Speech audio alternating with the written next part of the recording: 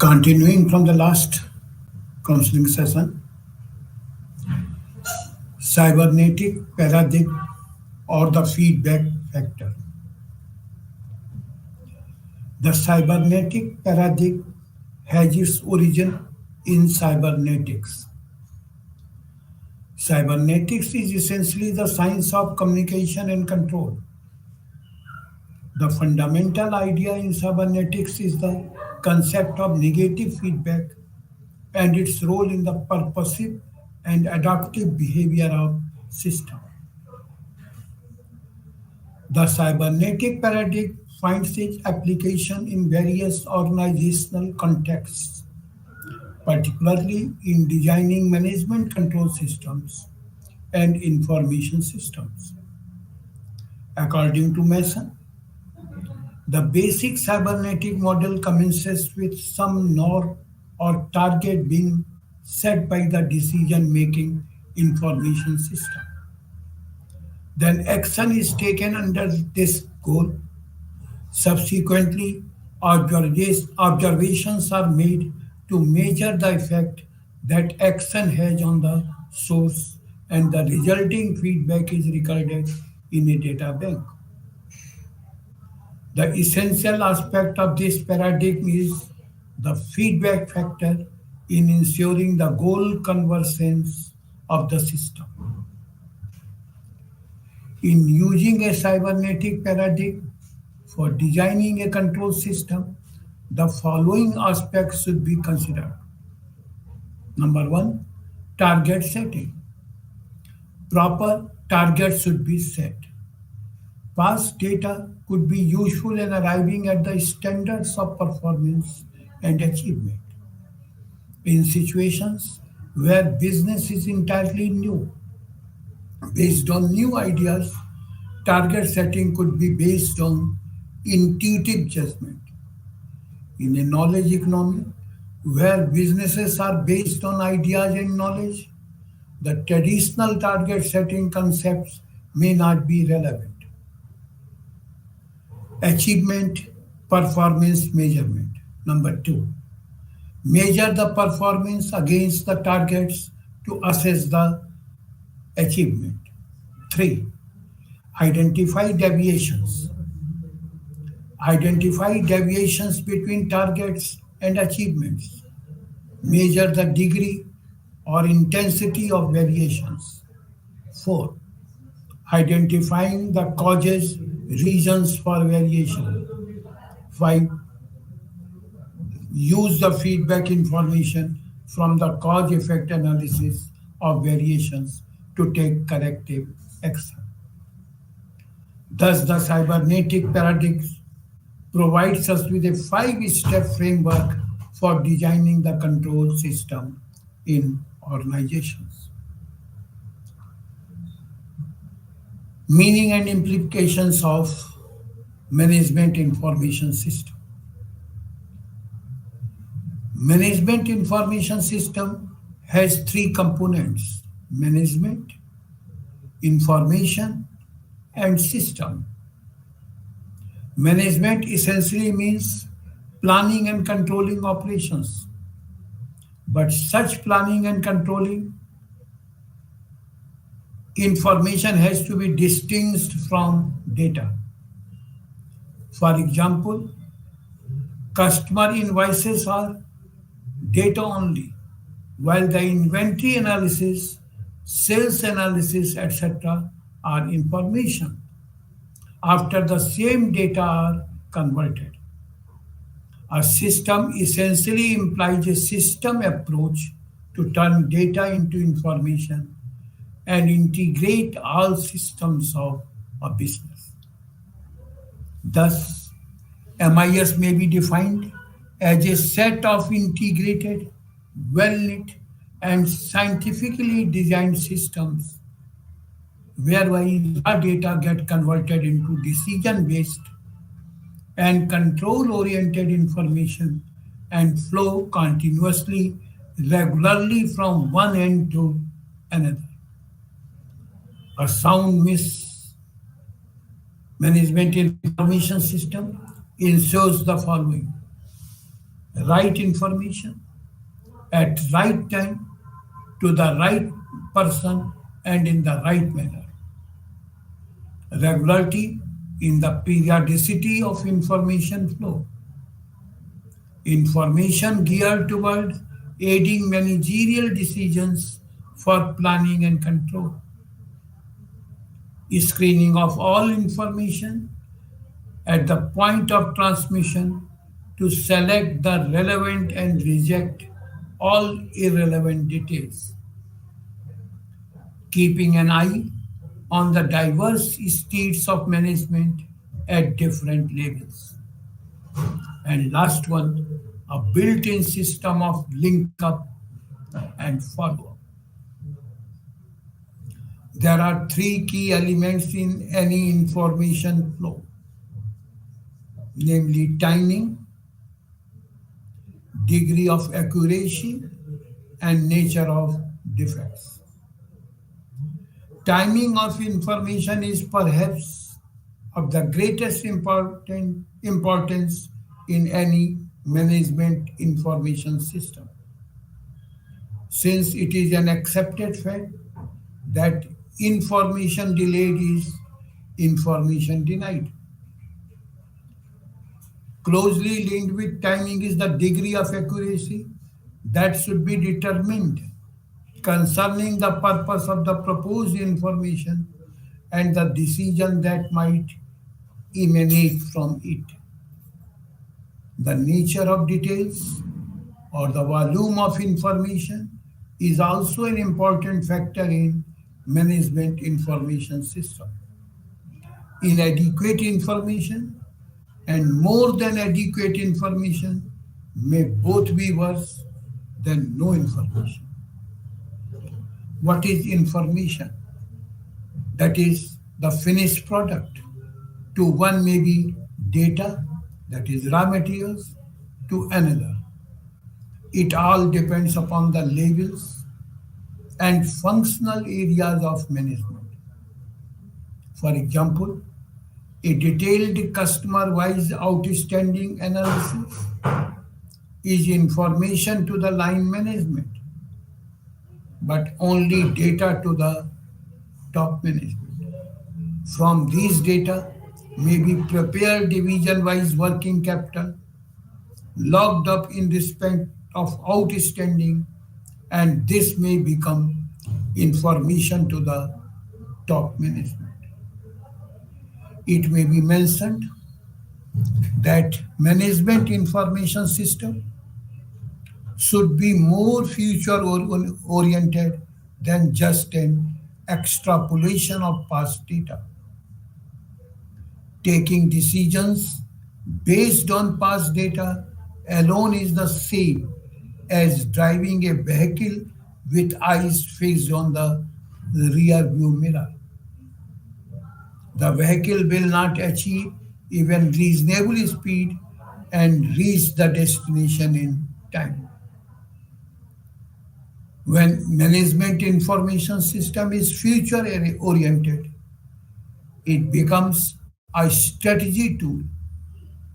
Otherwise, it remains merely a control tool. Now, design considerations in designing management information system. With the advent of information technology, it has become possible to generate online management information system. While information technology has made it easier to generate relevant information, the conceptual and essential aspects of management information system and management reporting systems, that is MRS, remain valid. In designing management information system, important design considerations are as follows. Number one, management information system should be linked to the responsibility centers. We will just now, after some time, talk about these responsibility centers. Management information system should highlight critical indicators. Management information system should report both financial and fiscal information. And number four, management information system should highlight variations in actual and planned performance. Management information system is essentially and decision making and performance monitoring tool. Since it helps in decision making, it should be linked to the various responsibility centers and various levels of management. Top management should get relevant information on the performance of responsibility centers, and the responsibility center in charge should also get critical information on various activities and operations of the responsibility center. Required reports should be generated to bring to the attention of the top management the problems being faced by the responsibility centers. Top management, in turn, could provide the required support in terms of resources and policy clarity to improve the performance of responsibility centers. Management information system is also a diagnostic tool. As a diagnostic tool, it should highlight the critical indicators. Accordingly, it should focus on key performance variables or critical success factors. Key success factors are crucial to the attainment of strategy, goals, and objectives. McCarran and Kirby indicate that it is necessary to establish them. Key variables or key success factors for each responsibility centers. They are instrumental for achieving the goals and objectives of the responsibility center. They in turn become the basis for the establishment of appropriate performance measures. Responsibility center designations, reward structures, and resource allocation procedure. Once the key success variables are identified, the control system is given focus. It may be indicated that a critical indicator could be financial or non-financial. For example, in the case of the hotel industry, the occupancy rate is a critical indicator. Management information system should throw up information on such critical indicators to help managers in taking corrective actions to improve the performance of their responsibility units. Thus, management information system can be used as a tool for performance improvement.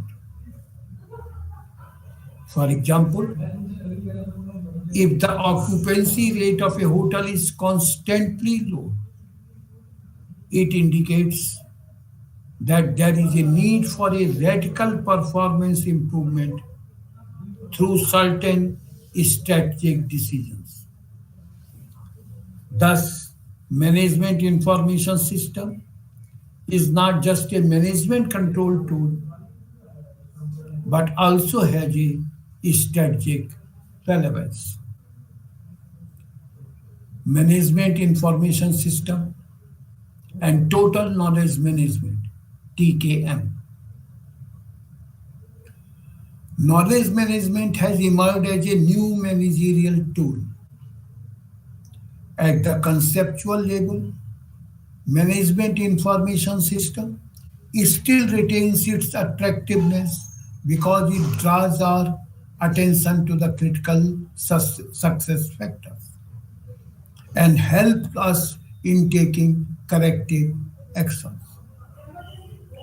With the arrival of the learning systems paradigm, we need to go beyond the management information system while retaining it as an important tool in our managerial kit. The learning systems paradigm aims at making cybernetic organizations which are control driven into learning organizations which are learning driven, while management information system is rooted in the cybernetic paradigm. Knowledge management is rooted in the learning system paradigm. When two ideas are combined, we arrive at the cybernetic learning organizations. In such organization, management information system is used as a learning tool and a static tool than merely a control system. Thus, management information system gets integrated with total knowledge management. Behavioral aspects, behavioral divisions are critical in management control systems. Taylor defines cybernetics as the study of the entire field of control and communication theory, whether in machine or animals. Organizations are run by human beings and not by machines or animals. While Weiner may have considered human beings as animals, in reality, human beings are not mere animals as some may think. Because organizations are managed and run by human beings, the behavioral dimension becomes a critical factor in the efficacy of the control systems in achieving the purpose for which they are designed.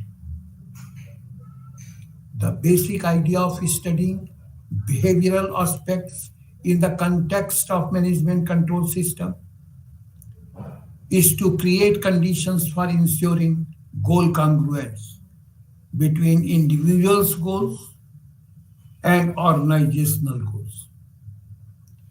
Individuals working in organizations look forward to fulfilling their personal goals. Top management is integrated in ensuring the achievement of organizational goals. Integrating individual goals and organizations' goals is critical to the success of an organization. The primary objective of management control system is to achieve this integration and thereby ensure goal congruence. While money is considered an important motivator, several non-monetary factors help in achieving the goal convergence. Hence, it is important look at the behavioral process at the workplace to create a work culture that is conducive to goal congruence. 10 commandments of control design. Keeping most of these discursive in mind, right here is fixed of thumb policies for the layout of manipulated machine devised through medium movement. Number one, these are the 10 commandments of the control design. Number one, view manipulating machines by and large as a positive workout and now no longer a punitive one. Two, Use goal measurements any place possible. 3. Keep key results regions to the minimum. 4. Balance contradicting key result regions, short-term period and long-term period. 5. Do no longer diffuse duty and decorate accountability. 6. Develop early warnings. 7. Develop a suitable variety of effects in preference to stick with one unmarried inviolable target. 8. Exception reviews ought to be set off and quick. 9. Develop unbiased test of server problems. And 10. Be truthful and discerning, now no longer mechanical, in reviewing consequences. One can see that these 10 commandments have factors of all four levels of control. What are the 6 assets of tension? 6 principal reasons can cause work associated pressure if they are now no longer controlled properly. These are needs, manipulation, support, relationships, role, and change.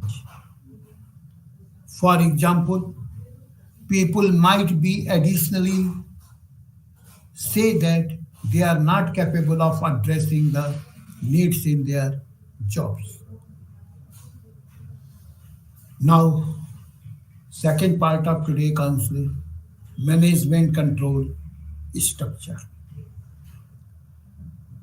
In this, we will first talk of responsibility tech centers, strategy, structure, and management control.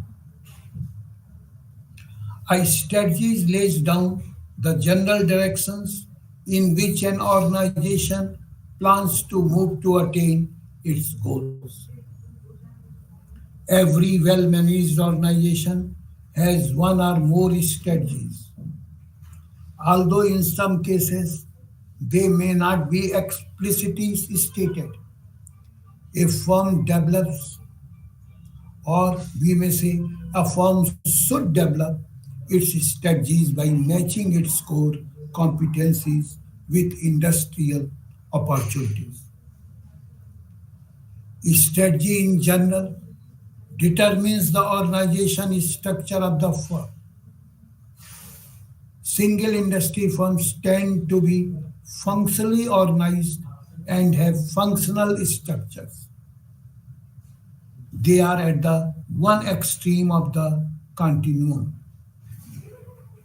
with senior managers responsible for developing the company's overall strategy to compete in its chosen industry as well as its functional strategies in such areas as research and development, manufacturing, and marketing. In unrelated diversification,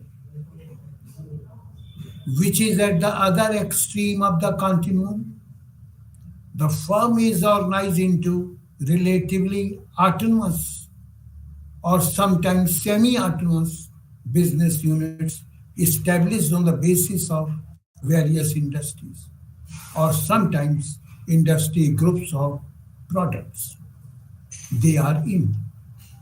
Such a structure is known as a product-based divisional structure. With a large and diverse set of businesses, the corporate managements in such companies tend to focus on portfolio management, that is, selection of businesses in which to engage and allocation of financial resources to various business units, with delegation of authority to develop product marketing strategies. to the general managers of the business units. Thus, while at the single industry end, the senior managers are likely to have good familiarity of the industry in which the firm competes and have expertise in many areas, for example, manufacturing, marketing, finance, research and development, etc.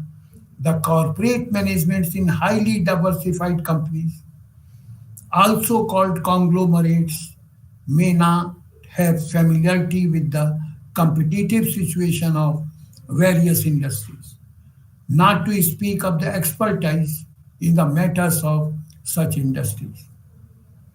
Their primary expertise tends to be in finance and overall control. The case of companies with related diversification falls between these two extremes, and they have product based structures which partake some of the characteristics of both the two extremes. As the firm moves from the single industry end to the unrelated diversified end, the autonomy of the business unit manager tends to increase for two reasons. First, unlike the single industry firm, corporate managers of unrelated diversified firms generally lack the knowledge and expertise to make strategic and operating decisions for disparate business units. Second, there is very little interdependence across business units in a firm with unrelated diversification. Contrary to this, there may be considerable interdependence between the business units of a firm with limited diversification or of a single industry firm. As the business units by and large belong to the same industry or industrial classifications, generally the size of corporate staff in a firm with unrelated diversification is smaller than the size in a single industry firm or a firm with related diversification. While many of the administrative and support activities in the latter firms tend to be located at the top management level, in the former firms, they tend to be located at the business unit level. Now, delegation of authority. Delegation of authority and assignments of responsibility are almost inevitable in today's large and complex organizations. There are several ways in which responsibility for decisions may be established and authority delegated throughout the organization.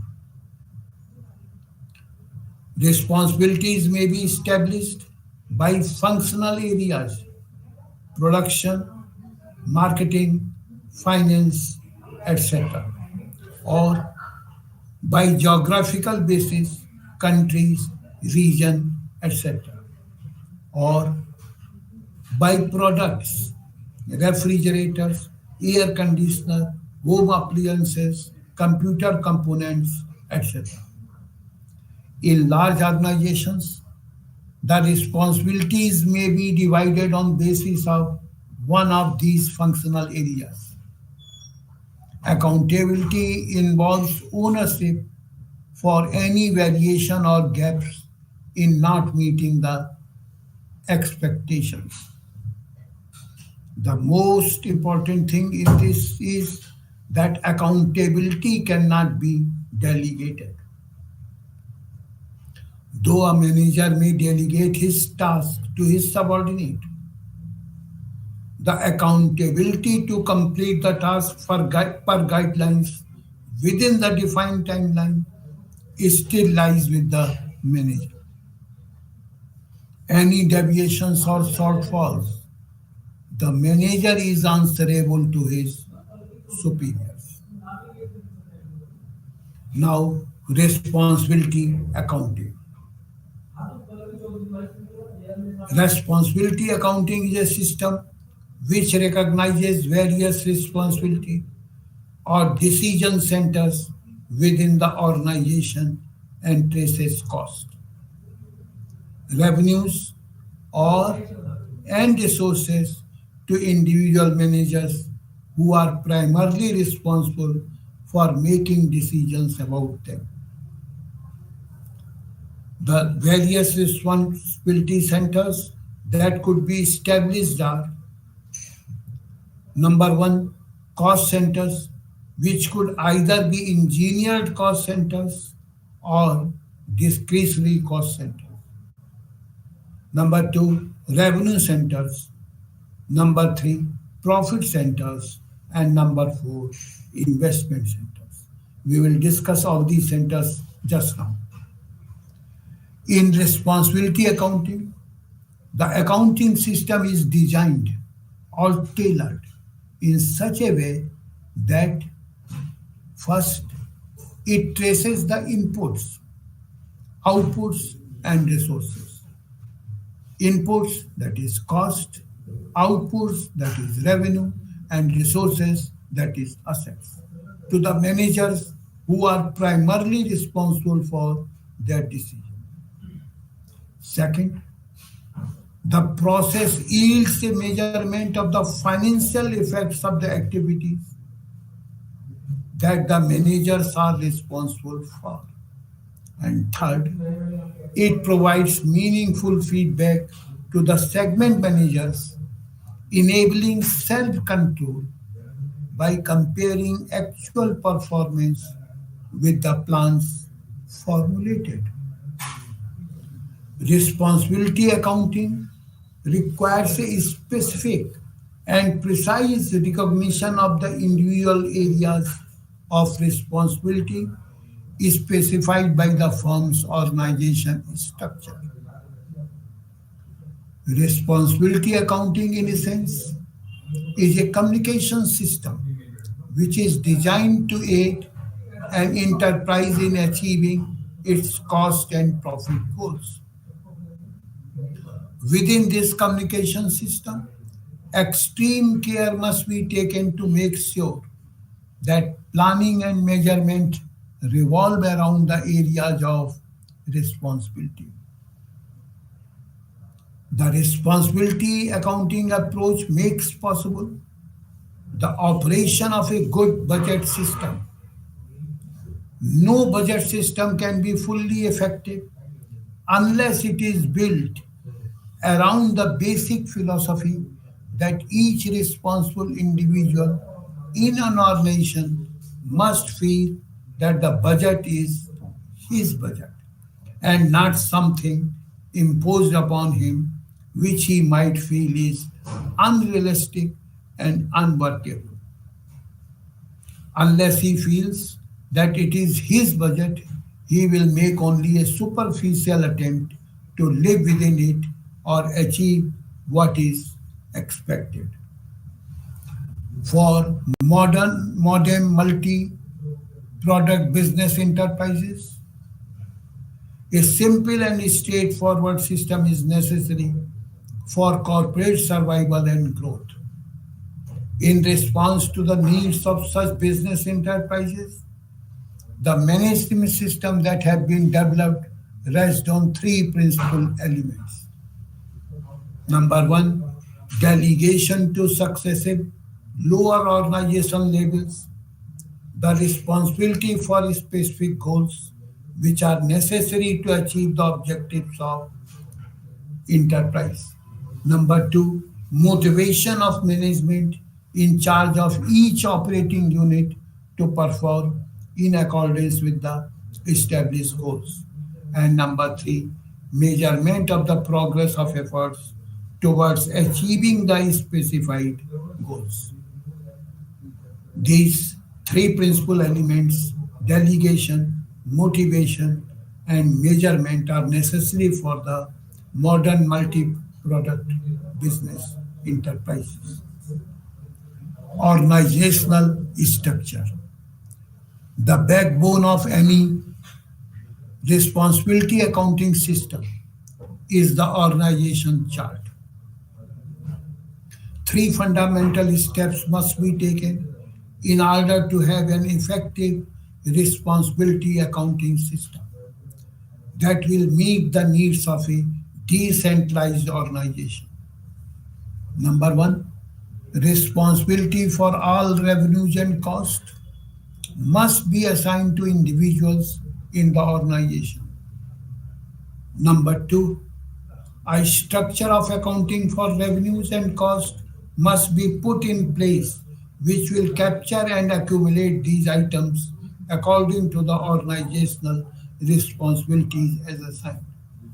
Number three, a system for comparing accumulated revenues and costs with relevant targets by responsibility center must be designed and implemented. Now we talk of responsibility centers, RCs. A responsibility center is an organizational unit that is headed by a manager who is responsible for its activities. In a sense, a company is a collection of responsibility centers, each of which is represented by a box on the organization chart. These responsibility centers form a hierarchy. At the lowest level in the organization are responsibility centers for sections, work shifts, or other small organization units. At higher levels are departments or business units, which consist of several of these smaller units, plus staff and management people. These are also responsibility centers. From the standpoint of senior management and the board of directors, the whole company is a responsibility center, although the term is generally used to refer to units within company. Why responsibility centers? We just indicated that the organization is a sum of its responsibility centers. Every organization has its objectives and goals which percolate down to the responsibility centers. As such, every responsibility center has also its goals which are derived from the overall goals of the organization. The purpose of responsibility center is to facilitate the accomplishment of objectives and goals of the organization. Cost center. The business segments are classified as cost centers if the responsibility is for cost control alone. The manager has no authority over investment or revenue in his unit, but does have authority to effectively control the amount of cost incurred. The unit manager is essentially responsible for minimizing cost, subject to some output constraints. In other words, in a cost center, inputs or expenses are measured in monetary terms, but outputs are not measured that way. An example of a cost center is the maintenance department, which does not charge other units for its services and thus has no revenues. In the cost center, though the total performance of the manager depends on how effectively and efficiently the output, whatever it may be, is achieved. But the financial performance measured by whether the assigned or agreed tasks have been accomplished within the budgeted amount of cost. At times, though a difference is made between cost center and expense center, we shall use the term synonymously. Cost centers may be of two types. Number one, engineered cost centers, and number two, managed cost centers, or they are also known as discretionary cost centers. Revenue center. The revenue center is responsible for generating revenue for the company by selling goods or services. This center is responsible for initiating the revenue for the organization. The sales value or revenue of a project is arrived at taking into consideration the various costs involved and the period for delivering the project. Once the sales order is backed, it is the delivery team's responsibility to implement or deliver the project. In this sales activity, the sales expenses are monitored separately with the help of accounting team. For the manager of an organizational segment, whose primary responsibility is marketing, the segment may be designated as a revenue center.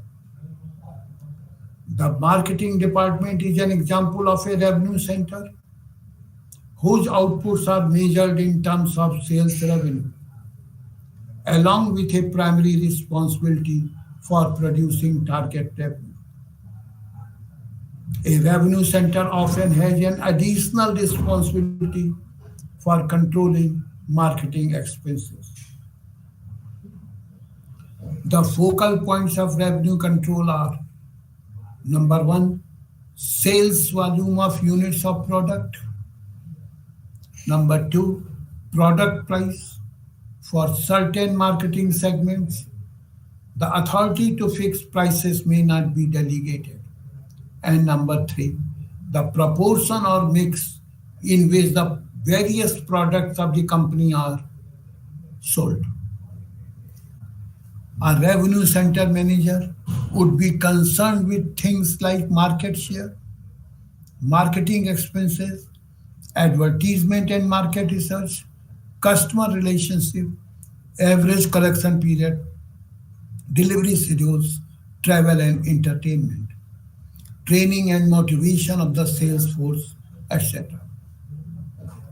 Marketing problems vary so widely from one company to the other that no standard system can be specified. In a revenue center, financial performance is measured by whether the segment has achieved budgeted levels of sales revenue, with a secondary concern about the relationship of the actual expenses incurred to the expenses planned in achieving the revenue generated. The manager of the revenue center is expected to balance the various marketing means used to achieve the revenue plan, but cannot balance production expenses which are not a part of the marketing manager's responsibility. Profit centers. A profit center is a department that directly adds to the profit of an organization. In our above example, each client can be treated as a profit center. The individual profit margins for each project are calculated and monitored monthly to be consolidated at the client level. An organizational segment may be designated as profit center if the responsibility and control that can be exercised encompasses all activities involved in the production and sales of products, systems, or services. In other words, the manager has control over revenues as well as cost, but does not have control over the amount of investment in his segment. Decisions as to the sale price, advertising strategies, and other marketing policies are made by the profit center managers.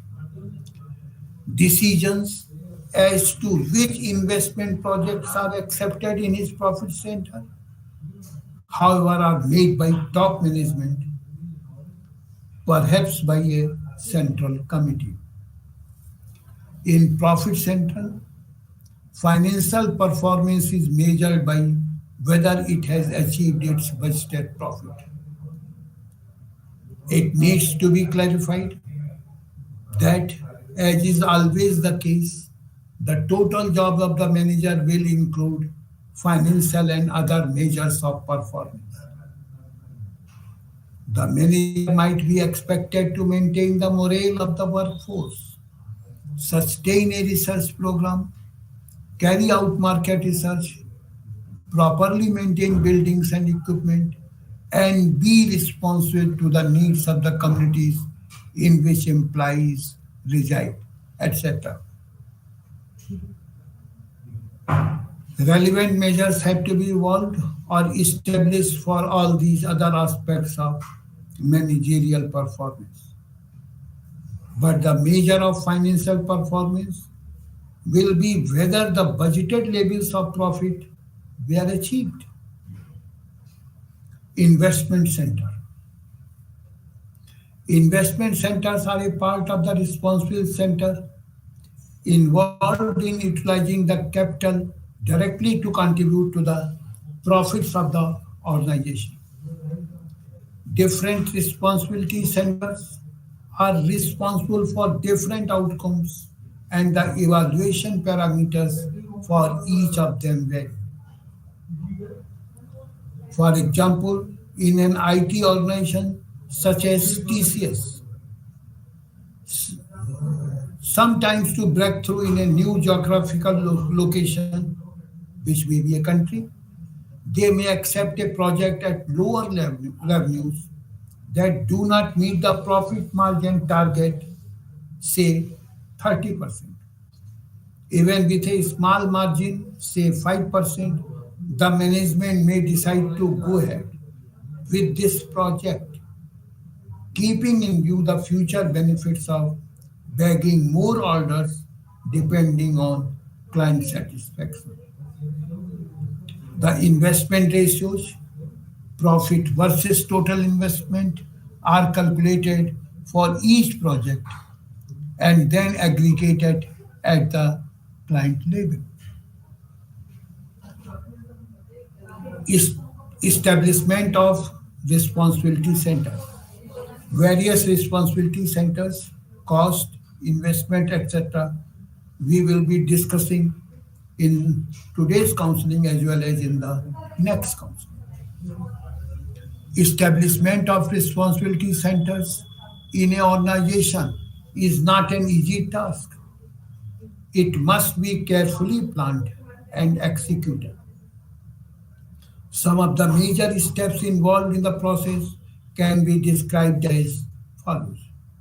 Number one, study the organization structure, authority responsibility relationships, or job descriptions, layout of the factory and office, various activities, production process, and structure of the production flows, and the interrelationships among these different activities. Based on this study, list all the different operations and activities, functions and tasks in the terms. Number two, define each activity in descriptive terms. Number three, evaluate the need for any reorganization required in the context of establishment of responsibility centers, and develop an organization structure on the lines of desired responsibility centers. Delineate the organization into various responsibility centers. Ensure that the centers so established satisfy the three characteristics of a good responsibility center. The establishment of centers can be considered a tentative starting point for evaluation against the following factors. The objective of the system which will govern the number and type of responsibility centers, the need for cost information relating to a particular activity. Number two, the need for flexibility for supplying cost information for occasional requirements. Number three, ease in allocation of cost, measurement of performance, and evaluation of variances. Number four, future needs of the organization at least to the extent known from corporate or strategic plans. Number five, the volume of information and paperwork to be contended with. Number six, segregation of production departments and service department. Number seven, comparison of the plant responsibility centers with those of a similar company. And last one, a system of coding of the responsibility centers for easy recording and retrieval of information. This can also integrate with account numbers. Performance evaluation of responsibility center.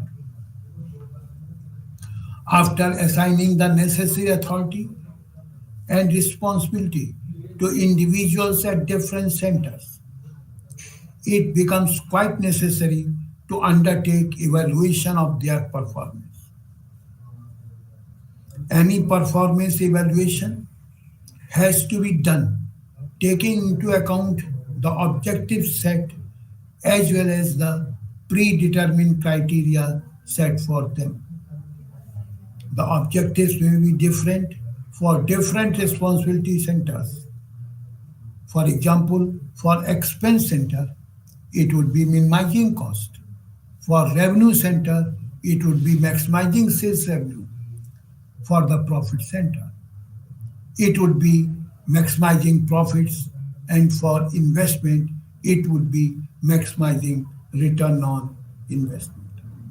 I have just told you that these responsibility center, cost center, revenue center, profit center, investment center, we will be discussing in the remaining part of today's counseling session and mainly in the next counseling session. Designing units as responsibility center. How does top management decide whether a particular unit in the organization should be designated as a cost center, revenue center, profit center, or investment center? There are three criteria which usually apply. Number one, the factors towards which the management wishes to direct the unit manager's attention. Number two, the factors which can be controlled by the unit manager. Number three, the education, experience, and competence of typical unit manager. We will discuss each of these criteria briefly. Directing unit manager's attention. In what direction the management would like to focus? The unit manager's attention depends on the nature of the unit. For example, if it is a research unit, the manager's efforts should be directed towards achieving research results as effectively as possible and at the lowest possible cost. If it is a production unit, the management would be interested in the manager striving to meet product quality and delivering schedules at the lowest possible cost. In these types of units, a cost center would probably be most appropriate since it directs the manager's attention to achieving his objectives within the budgeted cost levels. Factors which can be controlled by the manager. Controllability along with directing attention is an important criteria in deciding how a responsibility center is to be designated. How do you decide whether a factor is controllable. If unit manager is given authority to make decisions which will significantly change the outcome of a certain action, event, item, it is said that the action or item is controllable by him or her. If unit managers can control only cost, then the unit should be designated as cost center. If the manager of the unit can control revenues, the designation of revenue center would be appropriate. If the manager can control simultaneously revenues and the cost of producing those revenues, a profit center designation would be appropriate. Experience and competence of the manager. This criteria is particularly important where establishment of a higher level responsibility center, namely profit center or investment center, is being considered. Because the creation of such a center requires people with a certain level of background in terms of education, experience, and competence level. People with required level of competence and personality attributes may not be available in the organization. For example, the management of an investment center is quite a complete, complex task. The responsibility of investment center management manager is quite onerous.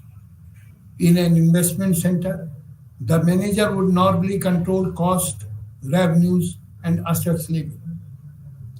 In order to do this competently, the manager needs to have adequate knowledge of production, marketing, finance, human relations, legal matters, and accounting, etc. If the managers with required skills and competence are not available, in the long run, however, a solution may be worked out either through internal or external sources.